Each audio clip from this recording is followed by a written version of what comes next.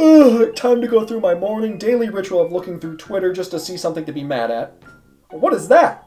A new Paper Mario game? Oh, I gotta check this out. The graphics look great, the world looks vibrant and with actual unique characters. Are we finally going back to the series roots, maybe even with the battle? Son of a bitch! Paper Mario, one of the greatest franchises Nintendo has ever created and some of my personal favorite games of all time. I started out with the original on the N64 when I was a kid and I immediately loved the game. The charm, story, and everything it had to offer was so unique and unlike any Mario game before it. I had played Super Mario 64, Mario World, and a few others before, but Paper Mario was what solidified me as a Mario fan. And my faith in the series was continued with one of my favorite games ever, The Thousand Year Door. This is the best game on the GameCube and no one can change my mind. It took everything from the original and improved or expanded on it all in ways that made sense. They made the world even more vast with even more unique characters, bosses, partners, all while maintaining the core of what made the original so great. This is how you do a sequel. I won't say any more though because I need to make full videos on both of those games, so I need to save all my praise for then. As the Wii was coming out, many fans were hopeful to get a third fantastic RPG on the new popular console, but for some godforsaken reason, the developers turned Paper Mario into a platformer. If I wanted to play a side-scrolling Mario platformer, I'd play one of the other 50 that already exist, not a series known for being a turn-based RPG. At least the story is phenomenal with some quality characters and writing. Super Paper Mario was still a great game. Even though they changed some of the gameplay, it's still fun and hey, maybe they'll go back to form with a new game in the future.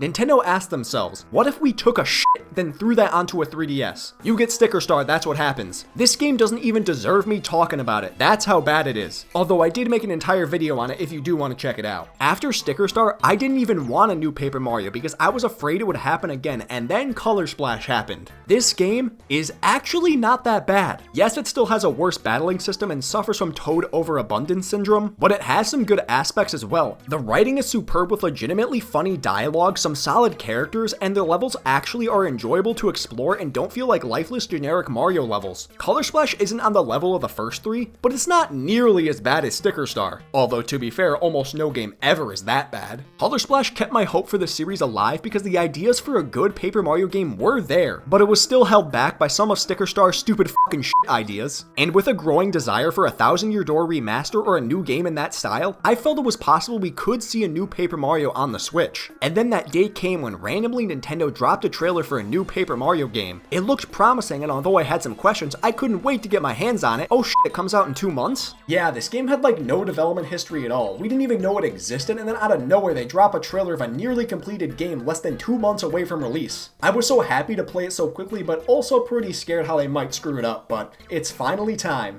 Today, we are taking a look at Paper Mario the Origami King. Paper Mario the Origami King was released on July 17th, 2020 for the Nintendo Switch. Like I said, we don't know a whole lot about the development history, but we have heard a few things from the developers in interviews. They have repeatedly said that they want the Paper Mario games to be more simplistic and less story-driven than the early games so they can appeal more to kids and make it easier for newcomers to jump into the franchise. It's like they don't even understand why people like the old games. The entire point of the Paper Mario series is for it to be more in-depth than the average Mario game. We like the story and characters. What other series can you be kissed by a big-boobed ghost, a shadow wearing a hat, a rodent, and a penis tip? This is why Thousand Year Door is the best. I understand wanting to make the games more appealing to newcomers, but I got into this series with the N64 game when I was 4 years old. That game wasn't too hard or difficult to comprehend. Sure, being chased by Tubba Blubba gave me nightmares, but who wasn't scared of that fat fuck? Also, I don't know if they are implying that Sticker Star or Color Splash are easier to understand than the original, but that's just not true. Well, with all my fears ramped up tenfold, I think it's finally time to play the game. The game opens with Mario and Luigi heading to Peach's castle to celebrate the Origami Festival. Wouldn't be a Paper Mario game if Mario didn't get a letter from Peach for something we have never heard of before and will never hear of again. They reach Toad Town, which seems to be a ghost town now, so they head to Peach's castle. The door locks behind them, so naturally Luigi goes off on his own, which is always a smart idea. Mario meets Peach, who looks thicker and creepy, but it's not like Peach has ever been corrupted in a Paper Mario game before, so I'm sure she's fine. Oh, Mario falls through the floor into the dungeon with all of Bowser's minions who are waiting for the festival to start. Side note, why the f does Peach have a dungeon? I understand it's a castle, so it makes sense, but it just seems seems a little dark for the pink princess to have a dungeon like this. The minions are taken by some not so suspicious shy guys, and Mario needs to find his way out, so the game teaches you its new puzzle mechanic where Mario breaks his arms and stretches them 20 feet. Seems super painful, but I guess paper doesn't have nerves. We are introduced to our companion for the game, Olivia, who helps us escape and learn that the folded soldiers are turning regular enemies into origami to corrupt them. I don't understand how folding a piece of paper makes it evil. What changes to make you go from smiling and being friends to being enemies? Mario saves Bowser, who's been folded because of course he has, and they all escape to the top of the tower before running into Peach again and have a battle teaching us how the battling mechanics in this game work. Paper Mario has had some different battling styles from game to game. We had the classic turn-based in the originals, then a classic 2D platforming style, and then turn-based again but with stupid fucking stickers and then paint, which was a little better. This game went in a completely different direction. We all wanted turn-based battling to return, but I think Nintendo took us a little too literally. Now you need to turn the battlefield in different directions to put enemies in specific locations to do the most damage. I have very mixed feelings about this new mechanic, so let's start with the positives.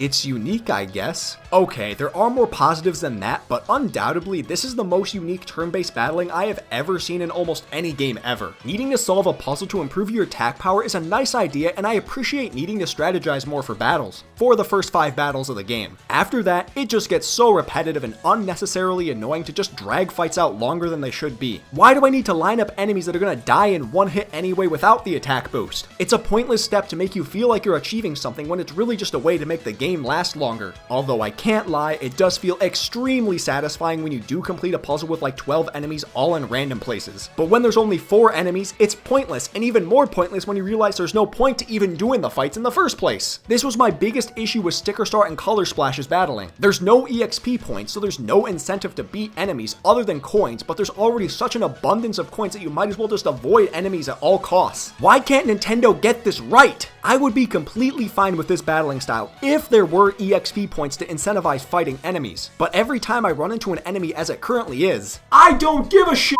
The one big redeeming factor about this battling is that the boss battles are actually fantastic. I mean, there's still no EXP, but it does force the story to progress, so at least there's some reward for winning. The bosses still keep the idea of turning the battlefield, but instead of being in the center with the enemies on the outside, it's the complete opposite. You need to create a path using the arrows to pick up coins, hearts, and make your way to an attack tile. These are way more complex because there's more things on the circles, and they give you a way longer timer, which rarely ever gets low. An entire minute to solve one of these is way too long, unless you're a kid, in which case I can understand it. Though when it does get low, the pressure gets to me and I always mess up my move like an idiot. But even with the changes to the battling, the biggest and best change are the actual bosses that you fight. You remember all the past Paper Mario games and their first bosses? Except Sticker Star. Nobody remembers that fucker. They were all cool and intimidating bosses to start the game off. The Koopa Bros were a cool group of badass Ninja Turtles. Hooktail was a giant dragon who had been eating everyone. Fractail was another dragon, but now also a robot. And then Morton wasn't really that memorable, but at least he had funny dialogue. Well, Origami King one-ups them all and starts the game off with the most intimidating boss to ever exist. Colored pencils. This boss may make no sense to you, and you would be right about that, but I just love how fucking stupid it is. And it's not just the first boss. Oh no, that would be too silly. Every major boss in this game is a random real-life object turned into a boss. If after Thousand Year Door you told me there would be a boss fight with a hole puncher in a future game, I'd probably love you because that's actually an incredible idea. Although I would have expected a more unique looking boss instead of a literal hole puncher with no unique attributes. It feels like the developers were trying to think of bosses and just looked around their office one day and said, you know what, let's just fucking do it. I will never understand why they couldn't just make unique bosses like the older games, but the dumb part of me, which is all of me, loves these bosses. They really just stuck their hand in a drawer, grabbed random objects and ran with it. Except scissors. Don't run with those. After the intro battle, we then meet the real evil of the game, Ollie. Probably the least intimidating name they could have given him. Only thing worse would have been Keith. Ollie summons the power of streamers and raises Peach's castle out of the ground as is Paper Mario tradition. Then randomly a shy guy comes in with Bowser's clown car to rescue them. Where the hell did he come from and how did he know they needed saving? They get knocked out of the sky and the adventure truly begins. I know I just complained a lot about the battling, so you may think I don't like the game, but the one big redeeming factor for the game is the overworld. And you wanna know why? There is no fucking map.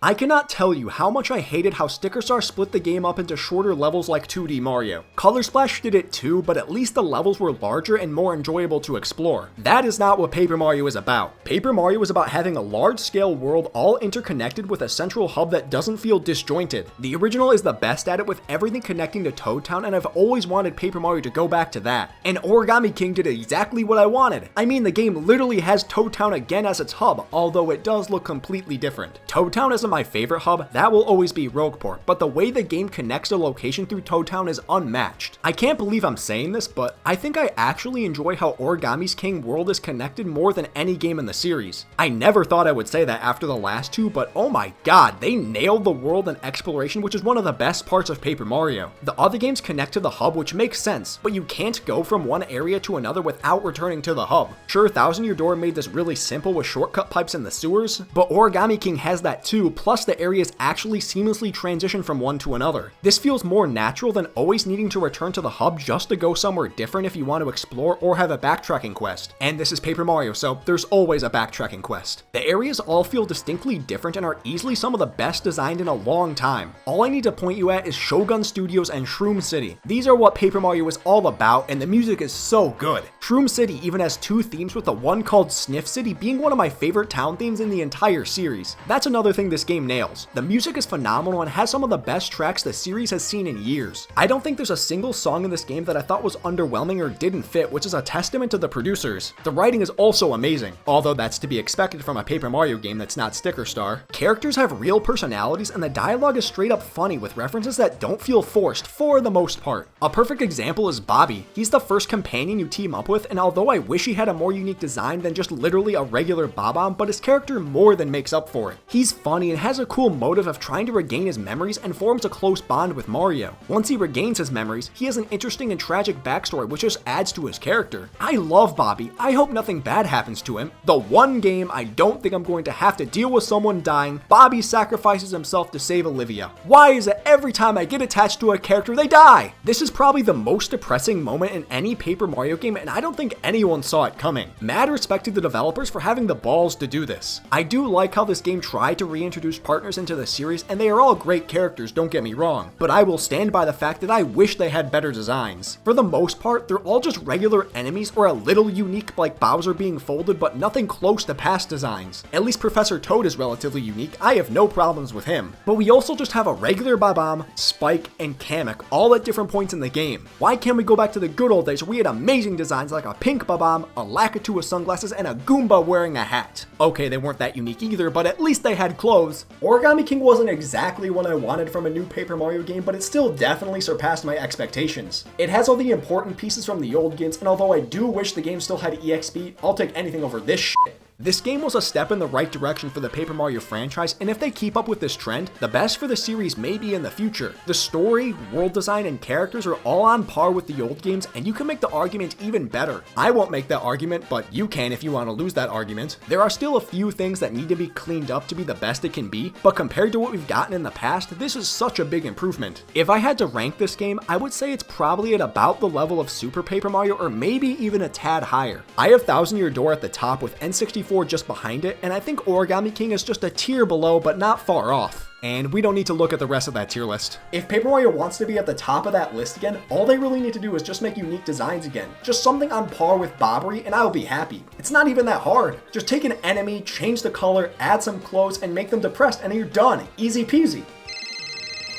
Hello? Hey, it's Nintendo. We just wanted to let you know we're never doing that. Fuck you.